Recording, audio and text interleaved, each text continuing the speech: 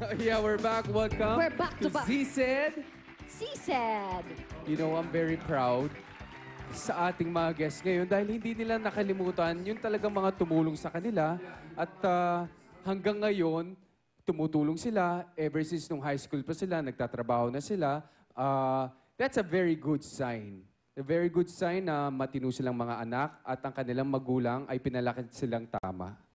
Alright. Ako naman, in connection naman doon sa sinabi mo, Aha. it is very, very important sa ating mga magulang or tayong mga magulang na kapag nakitaan natin yung mga anak natin na may certain talent, not only singing, pagdating sa dancing, pagdating sa drawing, sa any instrument, i-support natin sila kasi kailangan na kailangan ng suporta ng ating mga anak, i-guide natin sila kasi naman hindi naman nila mararating ang kanilang status ngayon kung wala yung support nung pamilya nila, diba?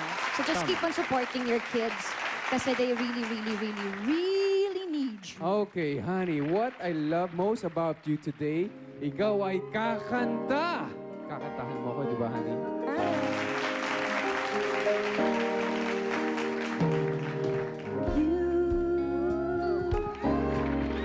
Shouldn't hesitate back my feelings for you.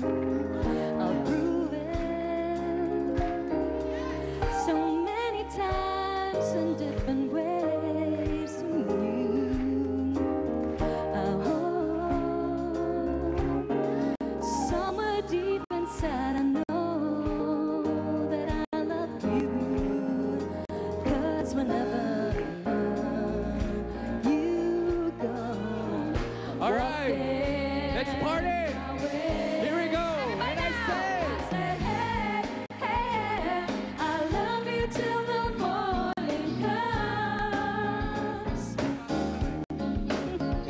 I said, hey, hey, yeah, I'll kiss you in the morning sun. Honey, kasama ko silang kumakanta!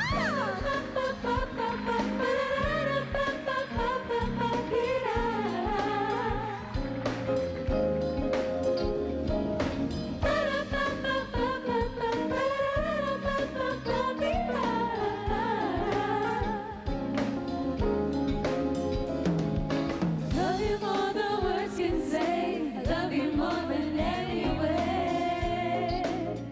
thank you, Kumaring Lou. Jeff Sprig, thank you very much. Okay, picture taking!